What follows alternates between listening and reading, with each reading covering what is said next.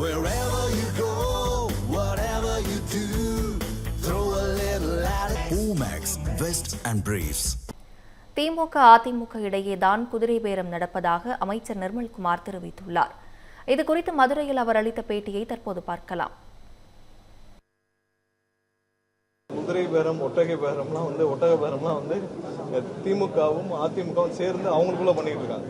அவங்க ரெண்டு பேரும் எப்படியாவது குறுக்கு வழியில் ஆட்சியை அமைக்க முயற்சி செஞ்சுருக்காங்க. அதன் விளைவாக தான் ஒவ்வொருத்தரும் டெய்லி ரிசைன் பண்ணிட்டு இருக்காங்க.